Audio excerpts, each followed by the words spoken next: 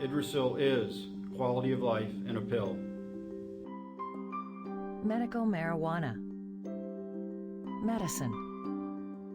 Medical marijuana medicine. From a sterile laboratory in a consistent, precise dosage. Idrasil is quality of life in a pill. Paid by most insurance plans, currently available in California. Tell your doctor.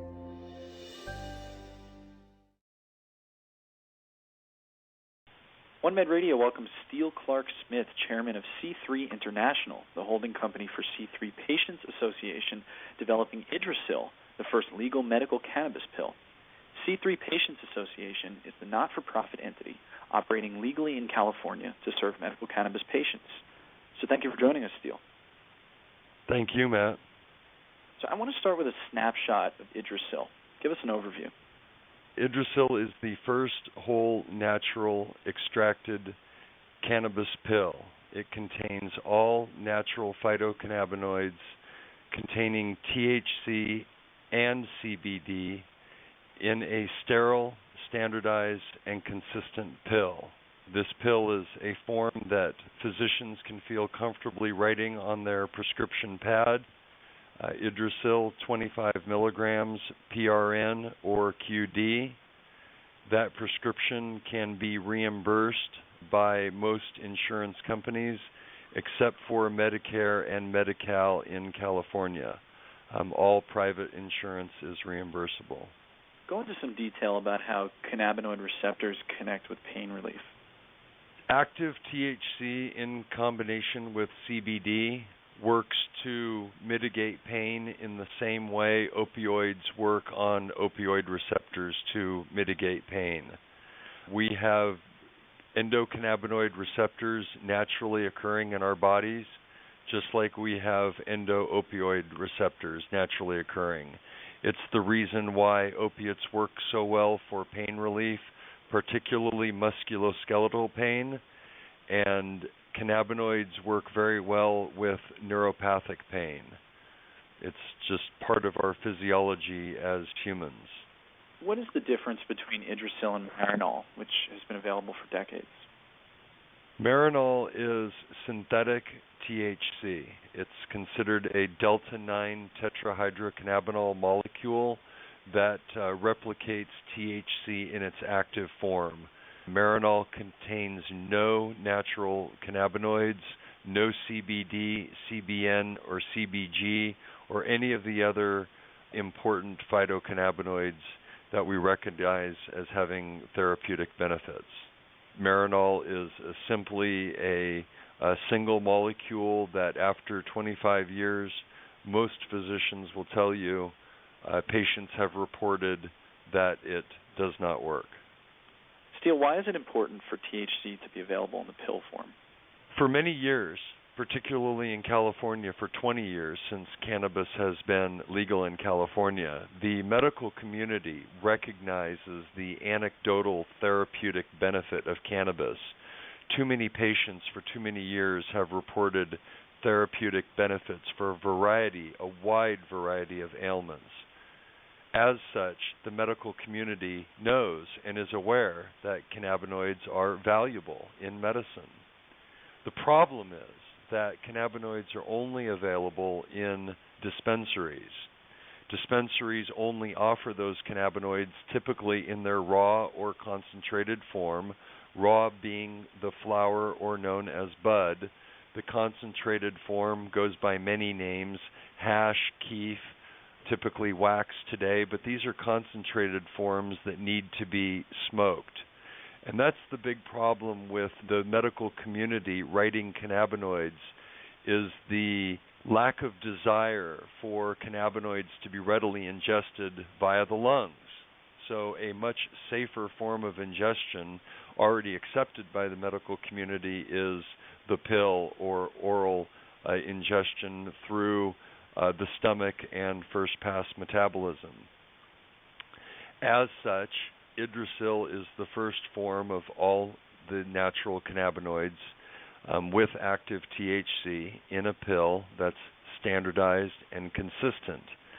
The next point would be that consistency, that when a patient goes to a dispensary and buys a bud from that dispensary, they only know the name of that bud. They don't know where it came from, how it was manufactured, and they certainly don't know batch to batch, lot to lot, if that medicine is consistent.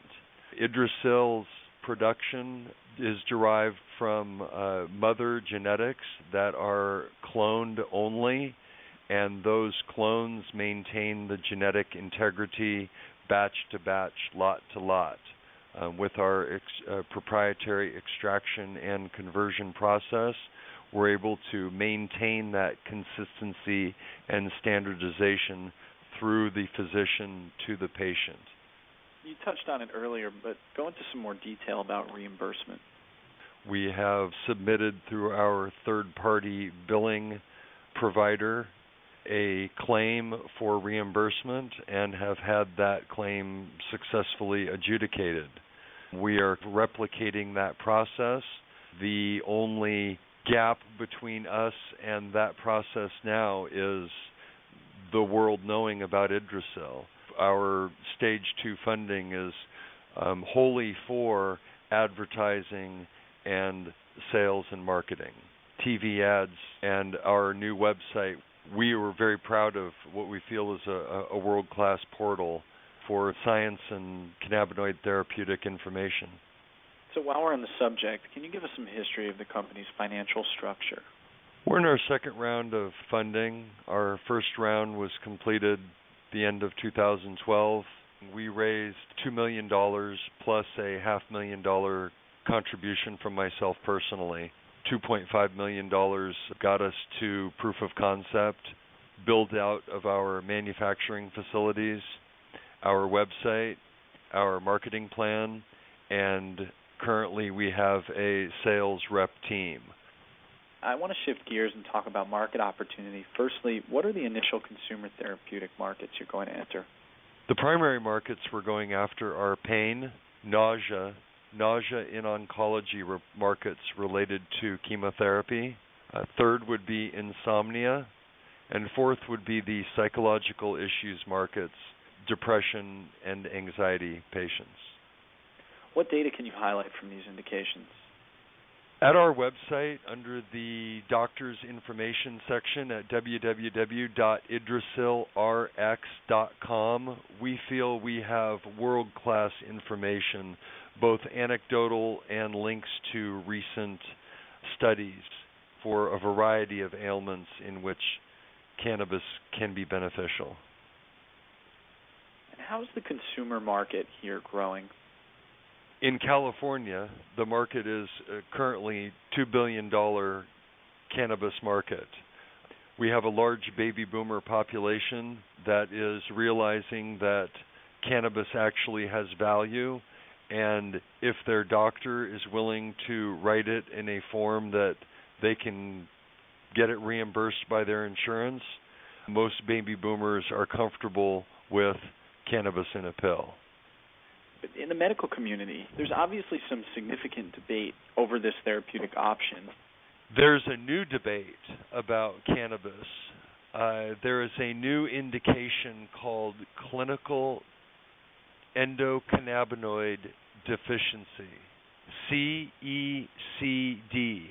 Now, what that basically says is that since cannabinoids were removed from the human condition in about the 1920s, prior to the 20s, humans used cannabis, primarily hemp, in many forms, in oils, food, the seed, rope, paper, medicine.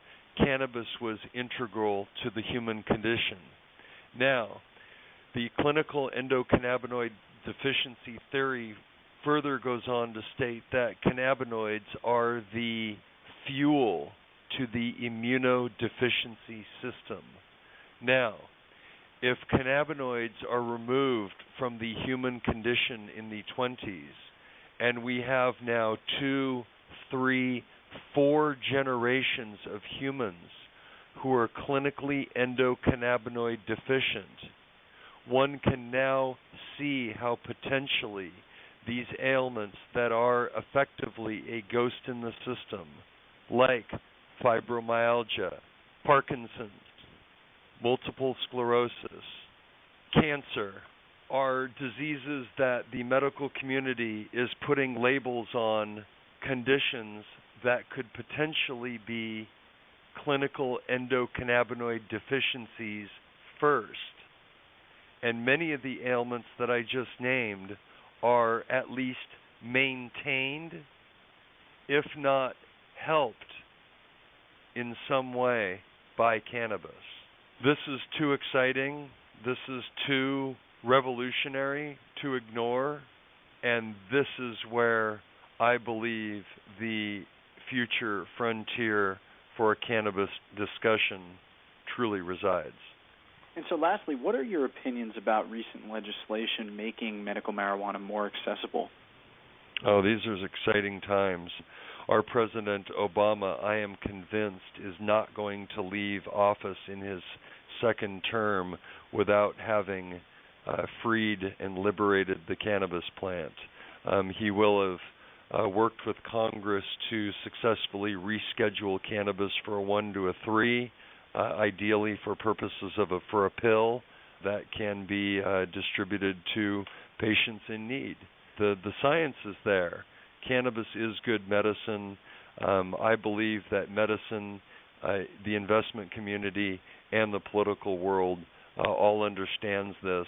It's just going to take some fleshing out of the issues in order for all of the entities to find that sought-after common ground. That was a company snapshot of C3 International with Chairman Steele Clark Smith. To learn more, visit www.idrasilrx.com or call 866-IDRASIL to receive patient, doctor, and investor information. With OneMed Radio, this is Matt Margolis signing off.